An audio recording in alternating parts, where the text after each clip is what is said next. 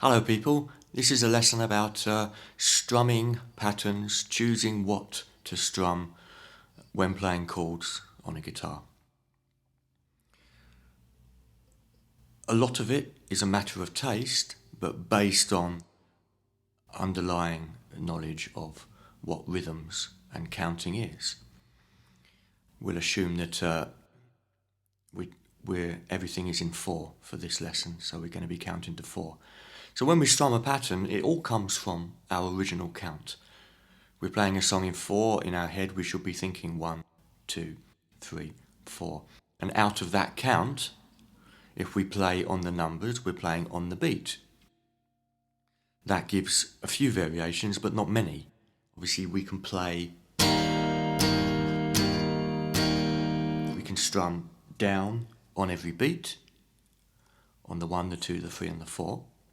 Or we could let a beat ring on, or let the notes ring on. So we could do maybe 1, 2, 4. So we let the 2 beat ring on. 1, 2, 3, 4. 1, 2, 4. So I'm thinking 1, 2, 4. It all comes from the count. Everything comes from our head. Not from our fingers, not from the physical side, from the mental side. So it's having an awareness of rhythm patterns. That's all a strum is, a rhythm pattern. Whether you strum down or up, that's rather beside the point, to be honest. It all comes from choosing the pattern. Or even if that's instinctively choosing patterns as we play through the song that feel like they suit the music in question. So a strum pattern is a purely subjective choice.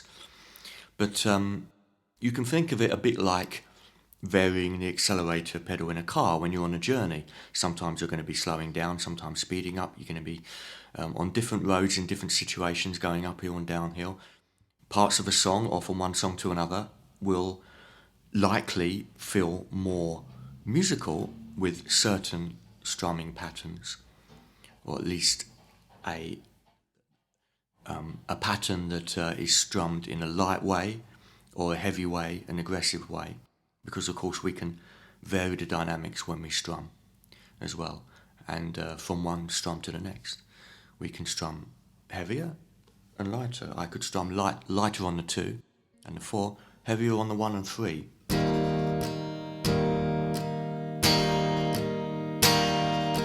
Heavy, light, heavy, light, heavy, light. And on the lighter strum we can deliberately try to hit less strings. So heavy, light, heavy, light, heavy, light, heavy, light, heavy, light. Just that heavy, light, or all strings, just some of the strings. That's called musicality. That's what makes strumming an instrument with 6 strings on into a musical thing. Also, you can imagine you're singing this song, or really sing it, even better. Doesn't matter what your voice is like, just sing the song, just do it with confidence. If you're a musician, you must be able to sing in tune. I'm sure you can sing in tune.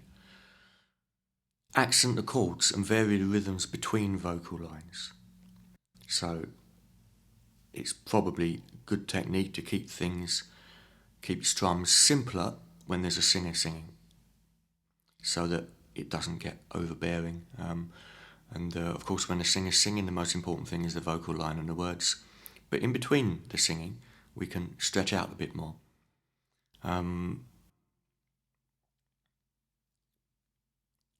Example, let me play something, and excuse my singing, but obviously I'll sing so that you know where the singing is.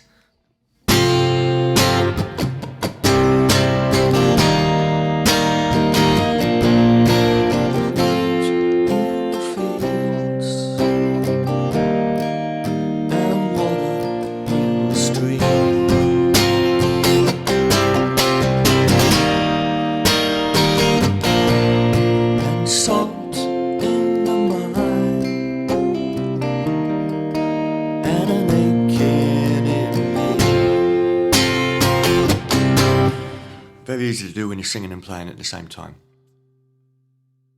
all I'm doing is digging in, being much more aggressive and more complex rhythms in between the vocal lines. And when the vocal line's there, really simple. So you're getting a sort of question answer sort of thing. That's always a good technique. Especially easy when you're singing yourself, because you know exactly when you're going to stop singing. Same as if you're in a band, if you know the song, you know when the singer's singing and when they're not singing. So you can do a lot more. You've got the choice to do a lot more when the singer's not singing, without it becoming overbearing. But it all comes down from the count. So if I do something like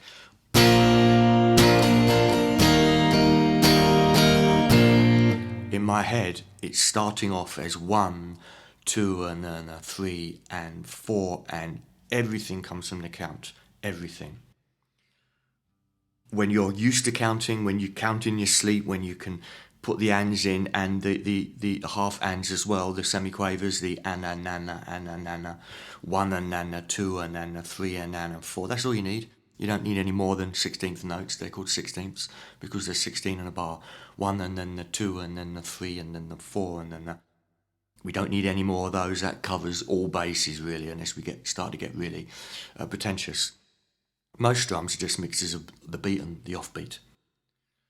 And as soon as we start instinctively to put some of those offbeats in, just like we were telling a story, but just making it up as we go along, with the instinctive count comes from our head, and then we transfer that into our strumming arm.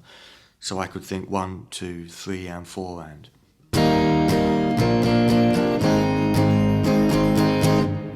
then it comes out through the strumming arm. 1, 2, 3, and 4, and so it all comes from your head. Your arm doesn't know what to do, does it? So when beginners ask, I don't know what to strum, I'm sort of guessing that what they're saying is their arm doesn't know what to strum, because they're thinking of the actual technique as being a road to getting something musical, whereas it all starts up here. You imagine the rhythm, imagine someone else strumming a guitar, imagine what they will be doing. Again, we can do everything with down strums for the time being. And at the end of the day, it's all a matter of taste. If you think it suits the song, it suits the song. Don't feel like you should be strumming more than you are. If it sounds good, it sounds good. And that's all a matter of taste anyway. If you think it sounds good, fine, stick with it. As long as you're in time, and as long as you know where you are in the bar. You've got to know where you are in the bar. First of all, you can't do your chord changes in the right place if you don't know where you are. So knowing where you are is... The minimum is knowing where the 1 is. When we know where the 1 is in the bar, that tends to put the 2, 3 and 4 into the right place. But we've got to know where the 1 is. That's the most important beat in the bar, because that's normally the beat in the bar where things change. Chords often, more often than not, will change on the 1. So whatever rhythm I'm doing, I've got to know where the 1 is. 1, 3, 4. 1, 2, 3, 4. 1, 2, 3, 4. Doesn't matter what my strumming arm is doing.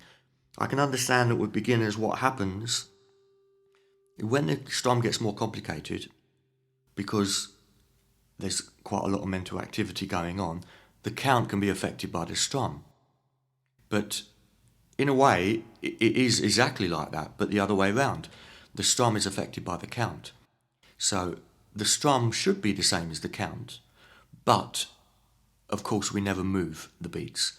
So when I say the same as the count, I mean if the count is 1, 2, 3 and then a 4, that's what our strumming arm does. We must know that we're strumming 1, 2, 3 and then a 4, or 1, 2 and 3 rest. We must know that we're doing that, and then our arm follows suit. What we can't do is think about our arm and think, what the hell, what rhythm am I doing? Where's the count? Where's it gone? Well, it's got to be up there always. That's the bottom line. You've got to know where you are in your head. Music, that's what being a musician is all about, knowing where the 1 is. Musicians think in terms of bars. That's analogous to a sentence in a story. We think in terms of these small sections of music called a bar. All the same length in time, as long as we don't change the overall tempo or the overall speed of the song. And most pop and rock stuff you hear, the length of one bar will be the same as the length of all the other bars, give or take. So if maybe I'll strum through some other songs and just do some instinctive stuff and just look at my right arm and think that everything my hand is doing, it's coming from here. Like when you decide to drive around a roundabout in your car, you're choosing to turn the wheel to the right. You're not reacting to what your hands are doing. You're choosing to do that. You're choosing to indicate. You're choosing to speed up, slow down, because you're looking at the road and you're judging what will be the safe thing to do. If you drive 70 miles an hour in a 20, it's not very clever, is it? Likewise, if you strum really, really lightly and delicately on a death metal tune, it's probably not going to be that impressive. Likewise, on a really gentle ballad, you're unlikely to whack the hell out of the guitar as if you're playing a really heavy punk song. So it's all about judgment. Okay, let me play through a song I like by Gillian Welsh. I might sing a little bit as well, so excuse my voice. Of course, I'm playing with a capo, so if you see me play a C shape, it's coming out of the speakers as an E flat, or certainly as not a C.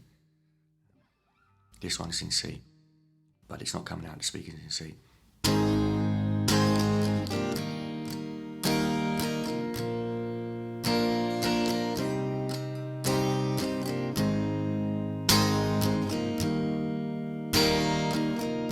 So I'm counting in my head the 1 to 4.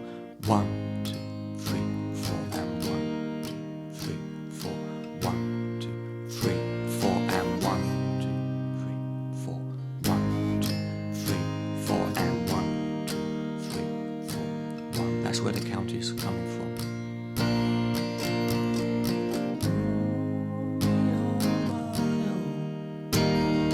Look at me so high. She's a running around with a right top down. She says I wanna do right, but not right.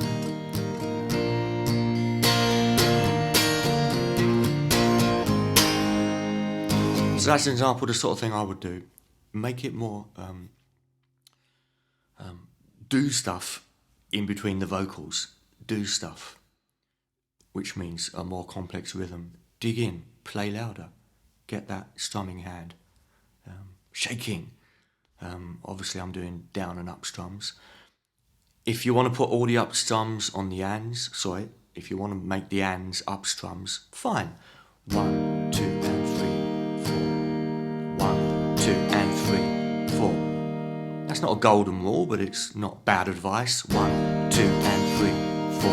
1, 2, 3, 4, and 1, 2, and 3, 4. 1. We don't have to do that. 1, 2, and 3, 4. 1, 2, and 3, 4. I think the down strum is slightly more controllable, just because of the shape of our hand, the shape of your wrist, and the way your thumb holds the plectrum. We've got more control here, especially on the lower strings. So it's quite hard to do that with up strums.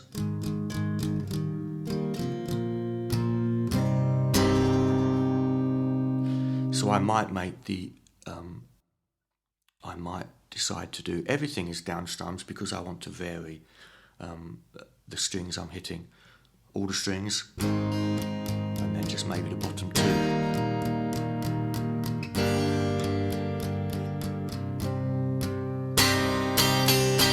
And then I might hit more notes and put some ups in. 1 and 2, 3 and 4, whatever the rhythm is. The choice is 1 and 2, 3 and 4, or 1 and 2, 3 and 4. I would say something very close to a golden rule, maybe a silver rule, is that strum down, or when on the beat, 1, 2, 3 or 4, what we call the downbeat, funny enough, strum down. Strum down on the downbeats. That's the easiest way of feeling where you are in the bar.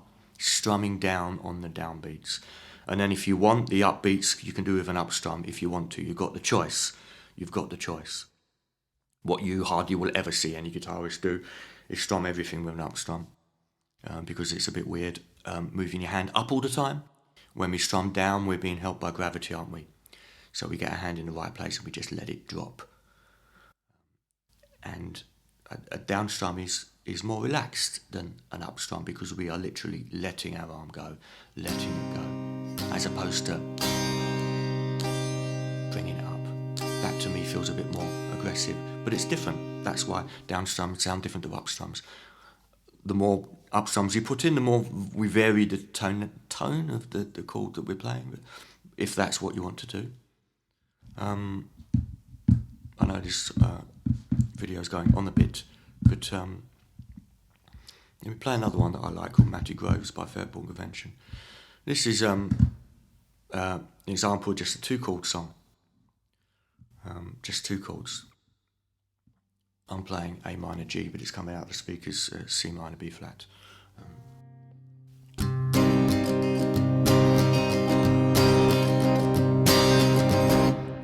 So there, in my head, I almost subconsciously, in a split second, I thought dum dum da da da dum, 1, 2, 3, and 4 and then my hand followed suit.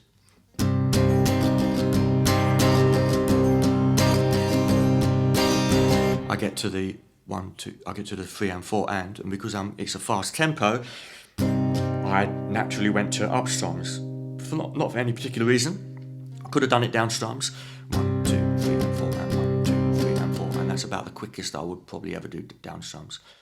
But this style of song, if you listen to the original, it probably works better. Certainly, I wouldn't particularly want to do fast down strums for a long period of time. Up strums are more economical when you mix them with down strums because your hand is coming up anyway. So when you do a down strum and another down strum, you're putting the up strum in between, but you're not hitting the strings. So you're always doing up strums, but you're not hitting the strings. An up strum technically is the normal up movement, but we hit the string. So when I do that, it's more relaxing to do that because my arm is moving less.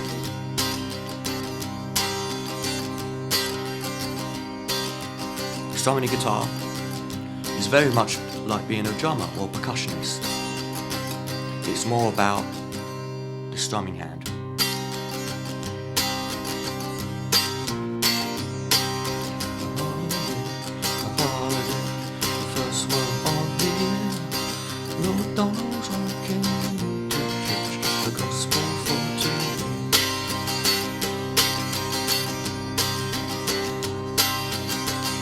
Just 2 chords. It's not one of these 3 or 4, 5, 6 chord sequences.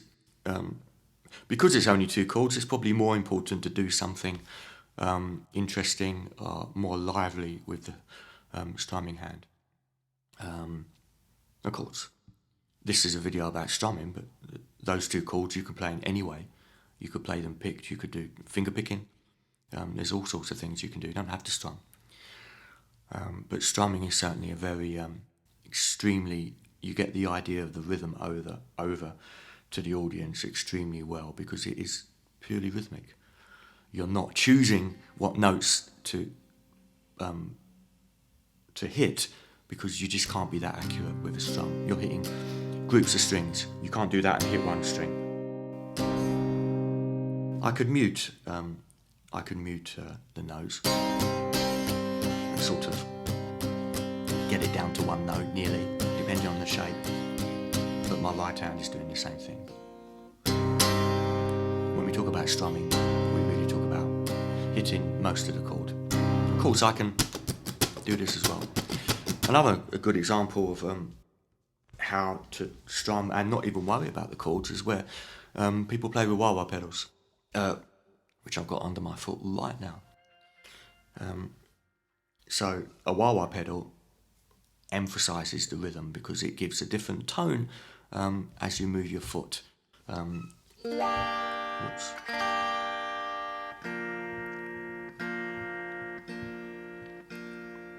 Yeah, as you move your foot down, you get up. It emphasises the high end,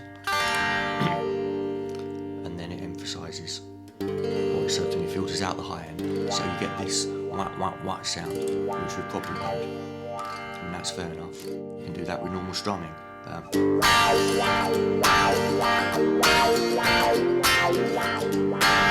But what is very common is just to mute the strings with your chord hand.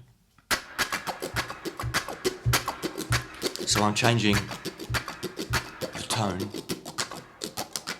of each time I hit the strings just by moving my foot. So if we think of a rhythm like 1, 2, 3 and 4 and,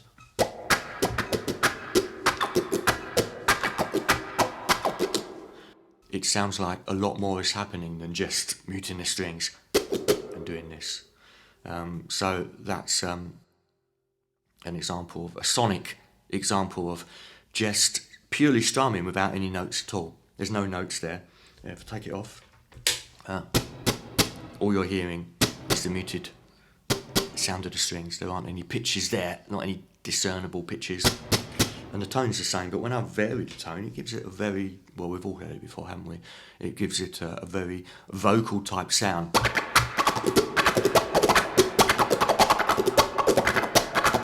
But I still always know where the 1, 2, 3, 4 is. 1 and a 2 and a 3 and a 4 and a 1, 2, 3 and a 4 and a... I still know where the 1, 2, 3, 4. That's the fundamentals of strumming. Is like all things rhythm. You've got to know where the 1, 2, 3, 4 is. Even more so than playing a melody, because when you play a melody, the melody itself will often keep you in the right place. It will sort of guide you because you know the melody, and it will guide you as to where you are in the bar, like listening to a singer. But when something is purely rhythm, like a drummer playing a rhythm on their own, they've got to be even more careful that they're counting. They're concentrating on the count even more, because that's all they've got to lock into. If I'm doing 16 bars of this, 2, 3, bar 4, I've got to count the bars. Bar 5, 2, 3, 4, 6, 2, 3, and then 4, and a 7, 2, 3, 4, and an 8, 2, 3, 4. I've got to count, I've got to concentrate even more on the count, because there's no chords, there's no melody to keep me in the right place. So that's very much like being a percussionist. Anyway, I hope the video makes a little bit of sense. So sorry about my singing, and thanks for letting me show off my wah-wah pedal.